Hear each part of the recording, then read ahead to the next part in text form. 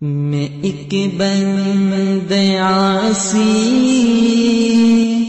ہوں، خطا کار ہوں مولا۔ وعن الفصل الأول عن أبي هريرة رضي الله عنه قال سمعت رسول الله صلى الله عليه وسلم يقول لا طيرة وخيرها الفال قالوا وما الفال قال الكلمة الصالحة يسمعها أحدكم متفق علیہ۔ حضرت ابو ہریرہ رضی اللہ تعالیٰ عنہ کہتے ہیں کہ میں نے رسول کریم صلی اللہ علیہ وسلم کو یہ فرماتی ہوئی سنا کہ بدشگونی بے حقیقت ہے، اس سے بہتر تو اچھی فعل ہے، اچھا شگون لینا ہے۔ صحابہ نے عرض کیا کہ فعل کیا چیز ہوتی ہے؟ تو آپ علیہ السلام نے فرمایا کہ وہ اچھا کلمہ ہے، الکلمۃ الصالحۃ، وہ اچھا کلمہ ہے جس کو تم میں سے کوئی شخص سنے اور اس سے اپنی مراد پانے کی توقع پیدا کرے۔ تو لا طیرتا یعنی بدشگونی کی کوئی حقیقت نہیں ہے، نفع اور نقصان کا حقیقی مالک اللہ تعالیٰ کی ذات ہے، تو دفع نقصان میں بدشگونی کا کوئی عمل دخل نہیں ہے، لہٰذا اس کی طرف نسبت کرنا اور اس کو حقیقی سمجھنا یہ شرک ہے۔ بدشگونی کی ذکر کرنے کے بعد نبی علیہ السلام نے نیک فعل کی تعریف فرمائی اور فرمایا وَخَيْرُهَا الْفَعْلُ، یعنی اس بدشگونی سے بہتر تو فعل ہے۔ تو فعل اور اب اچھا یہاں ایک سوال پیدا ہوتا ہے، وہ یہ کہ نبی علیہ السلام نے فعل کے بارے میں فرمایا کہ یہ طیرہ سے زیادہ اچھا ہے، تو اس سے معلوم ہوتا ہے کہ طیرہ بھی کچھ نہ کچھ اچھا ہے، حالانکہ طیرہ میں کوئی اچھائی نہیں ہے۔ تو اس ظاہری سوال کا جواب یہ ہے کہ یہاں جو خیر کا لفظ ہے یہ اس میں تفضیل کے معنی میں استعمال نہیں ہوا، بلکہ اپنے اصلی معنی فعل میں استعمال ہوا ہے، جیسے الصیف احر من الشتاء، یعنی یہاں شتاء میں اب حرارت کا تصور نہیں ہے کہ صیف کی حرارت اس سے زیادہ ہو، بلکہ اتنا بتانا ہے کہ موسم گرما گرم ہے۔ اسی طرح وَهُوَ أَهْوَنُ کا صیغہ جو ہے یہ ہین کے معنی میں ہے، جیسے وَأَصْحَابُ الْجَنَّةِ خیر اپنے اصلی معنی میں استعمال ہوا ہے، جیسے یا الْأَخَصُّ وَالْأَعَمُّ اپنے اصل معنی میں، یا الْعَسْلُ أَحْلَى مِنَ الْحَنْظَلِ اس میں جو ہے احلا اصل فعل ہے، اس میں استعمال ہوا ہے، تو خیرُهَا الْفَعْلُ بھی اسی طرح ہے۔ تو خلاصہ یہ ہوا کہ اس حدیث میں بدشگونی لینے سے منع فرمایا ہے۔ حضرت نافع کہتے ہیں ایک دن حضرت ابن عمر رضی اللہ تعالیٰ عنہ نے فرمایا کہ نافع میرے جسم میں خون جوش کھا رہا ہے، ذرا تم سینگی کھینچنے والے کو بلاؤ، لیکن جوان آدمی کو لانا، کسی بوڑھے یا بچے کو مت پکڑ کر لانا، کیونکہ طاقتور آدمی زیادہ اچھی طرح سینگی کھینچے گا۔ نافع کہتے ہیں کہ اس کے بعد حضرت ابن عمر رضی اللہ عنہ نے فرمایا کہ میں نے رسول کریم صلی اللہ علیہ وسلم کو یہ فرماتے ہوئے سنا، بھری ہوئی سینگی نہار منہ کھینچوانا زیادہ بہتر ہے، اس لیے عقل میں زیادتی ہوتی ہے، اس سے عقل میں زیادتی ہوتی ہے۔ جس شخص کے حافظہ نہیں ہوتا اس کا حافظہ تیز ہو جاتا ہے، اور جس کا حافظہ تیز ہوتا ہے اس کے حافظے میں زیادتی ہوتی ہے، لہٰذا جو شخص سینگیاں کھینچوانا چاہے وہ اللہ کا نام لے، جمعرات کے دن سینگی کھینچوائے، اور جمعہ ہفتہ اتوار کی سینگی کھینچوانے سے اجتناب کرو، پھر پیر اور منگل کے دن کھینچوائے اور بدھ کے دن سینگی کھینچوانے سے اجتناب کرو، کیونکہ بدھ کا دن وہ دن ہے جس میں حضرت ایوب علیہ السلام مبتلا بلا ہوئے، اور جذام یا کوڑ کی بیماریاں بدھ کے دن یا بدھ کی رات میں ظاہر ہوتی ہے۔ تو منگل کے دن سینگی مت کھینچو، اور یہاں حدیث میں اچھا یہ جو ہم نے فصل ثانی میں پڑھا تھا کہ منگل کے دن جو ہے سینگی مت کھینچواؤ، اور یہاں حدیث میں اس دن کی اجازت بھی ہے، فضیلت بھی ہے،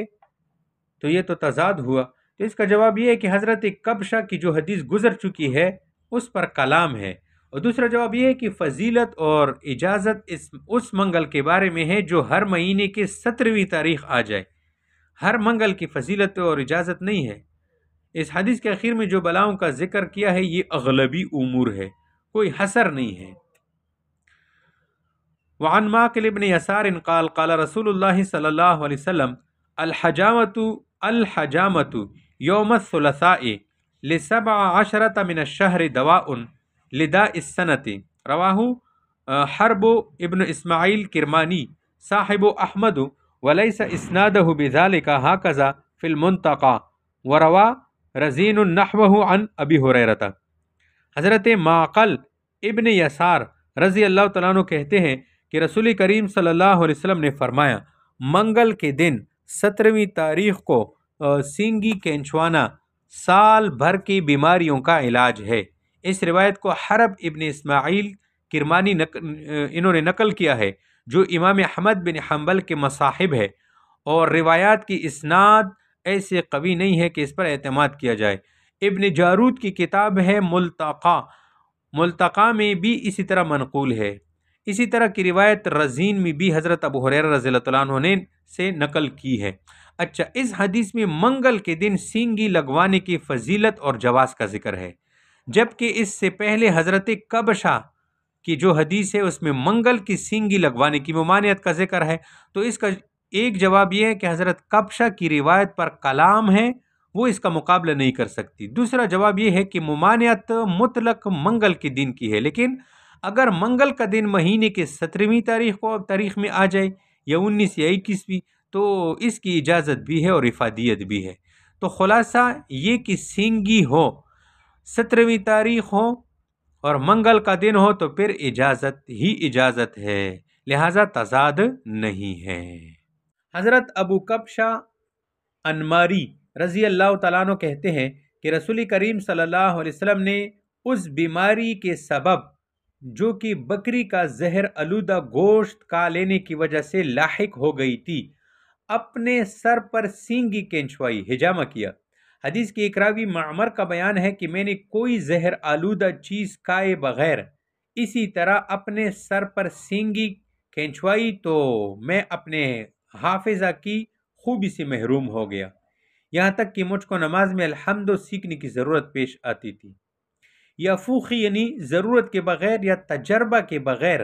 سر کے تالو پر پچنے لگوا دے، اس سے حافظہ کی قوت ختم ہو گئی۔ اس سے معلوم ہوا کہ ضرورت کے بغیر نہ تو آپریشن کرنا چاہیے اور نہ خون نکالنا چاہیے، ضرورت بھی ہو تو پھر تجربہ کار کی نگرانی میں کرنی چاہیے۔ اس لیے کہتے ہیں کہ نیم حکیم جان کا خطرہ، نیم ملا ایمان کا خطرہ ہوتا ہے۔ قال رسول اللہ صلی اللہ علیہ وسلم علیکم بالشفاءین العسل والقرآن رواہما ابن ماجہ والبیہقی فی شعب الایمان وقال الصحیح ان الاخیر موقوف علی ابن مسعود۔ حضرت عبداللہ بن مسعود رضی اللہ تعالیٰ عنہ کہتے ہیں کہ رسول کریم صلی اللہ علیہ وسلم نے فرمایا شفا دینے والی دونوں چیزوں کو اپنے اوپر لازم کر لو، ایک تو شہد ہے، دوسرا قرآن۔ قرآن اور شہد اس میں شفا ہے۔ شفا کے شہد میں قرآن کے بارے میں فرمایا ہے کہ وفیہ شفاء للناس، اور قرآن کے بارے میں بھی ہے کہ وَنُنَزِّلُ مِنَ الْقُرْآنِ مَا هُوَ شِفَاءٌ۔ ان دونوں روایتوں کو ابن ماجہ بیہقی نے شعب الایمان میں نقل کی ہے، جو پیچھے حدیث بیان کی اور یہ حدیث ہے۔ بیہقی نے کہا ہے کہ یہ صحیح ہے، کہ دوسری حدیث یعنی علیکم بالشفاءین یہ مرفوع نہیں بلکہ ابن مسعود پر موقوف ہے۔ تو باہر کے شفا کے دو بڑے ذرائع بتائے اس حدیث۔ ان اللہ وملائکته یصلون علی النبی یا ایها الذین آمنوا صلوا علیہ وسلموا تسلیما۔